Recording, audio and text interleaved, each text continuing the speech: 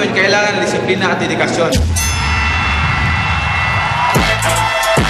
Si Pacman, payaman, ng payaman, ng payaman. At ang latest sa kanyang mga ari-arian, bahay at lupa. Sa Los Angeles, California, sa exclusive subdivision ng mga Amerikano at Amerikana.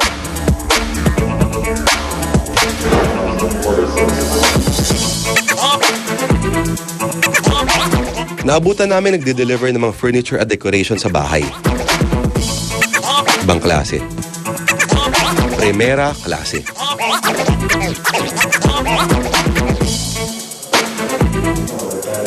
Baka may ano. Daming ano yan? Yan yung... Uy, daming... Sabi mo na. Puno! Hey. Did you talk to my wife? Yes, I did. Si Chinky nagpili lahat ng mga gamit dito. Isa na to. They're good. I think this is Beautiful. This one is gorgeous. Yeah, this one is good. How big? 60? 55. 55. 55 all around. In your room, I put 46. Oh, okay. That's big. Oh, yeah, it's big. And we put some TVs in the children's room and the guest room. Mike! Yeah. You can live here? I'll sleep right there, no problem. Like this? Sure. May 5 kwarto ang bahay. Lahat binubusising maigi ng interior designer at syempre, ni Manny. Tinatayang $2 milyong ang presyo ng bahay. And new champion! Money, money, money. Ang katumbas ng bawat pagtaas ng referee sa kamay ni Manny. Halos lahat na yata ng prize money kanya nang pinakyaw. Pero bago maging milyonaryo, napaka-importante munang makapili kung saang boxing promotion papanig ang sino mang boksingero. Para kay Ginoong Waki, ito ang kanyang pangunahing trabaho. Ako ang isang promoter nga nag-produce ng 3 world champion. Boxer na siya, hilig ko sa boxing. Tapos, hilig ko ng sabong, hilig din siya ng sabong. Parehong-pareho kami. Ganun nga na fit ba? Yun, kaya nga na-close kami. Alam mo si Waki, mabuting kaibigan na yung hindi ka tatalikuran. Never nga raw tinuring na negosyo ni Waki ang pagiging miyembro ng Team Pacquiao. Sa totoo lang, ako as a friend lang, wala. Kuntuhan kami naman ng problema niya, magkuntuhan kami. Kung i-share ko ang problema niya, tulungan ko rin siya. Pero yung bilang may porsyento, wala. Pero in the real world, kahit ano pa mang boxing match yan, hindi talaga the winner takes it all ang drama ng mga boxing champion. Marami rin kasi silang pinoporsyentuhan at binabalatuhan. Ang tanong, sa dami ng mga to, may natira pa kayang money kay Manny? Nako, konti na lang. Pinapantayo lang naman yung commercial buildings by Santa Monica, California, coffee shop, convenience store, gasoline station at kung ano-ano pa. May mga business na kaming inumpisahan. Maliliit lang, pero kahit pa paano nakakatulong sa Jinsan karamihan. Minsan sa Manila, mayroon sa Manila din.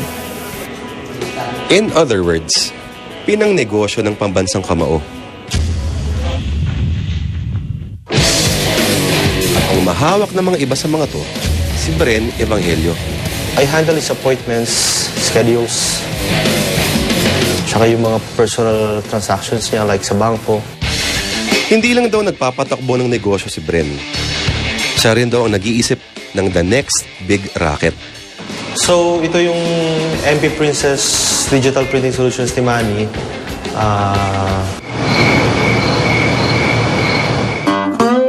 Actually, ito idea ko. Kasi he has a plan to run on 2010. Sabi ko, bakit hindi na lang tayo bumili ng machine? Magkano ganito, Sir Brent? It's 3 million. 3.1 million pesos. Pero kung pagdating din lang sa business ideas, kakaiba mag-isip ang isa pang kasosyo ni Manny.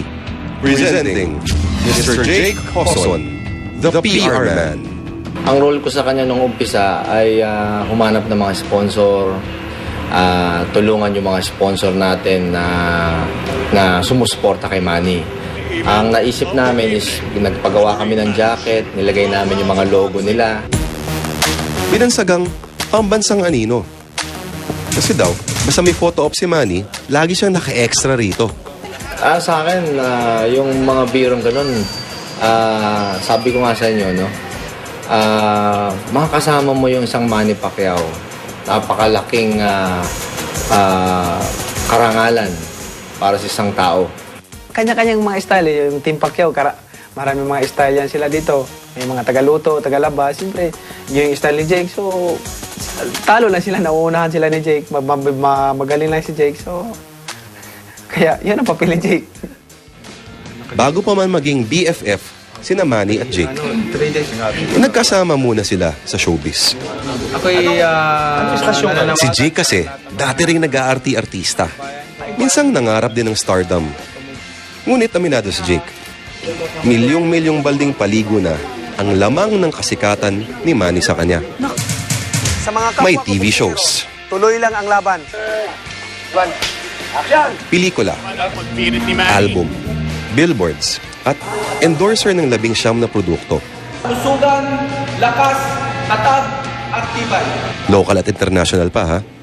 Pagdating sa mga racket na ito, ang nakatoka, si Eric Pineda.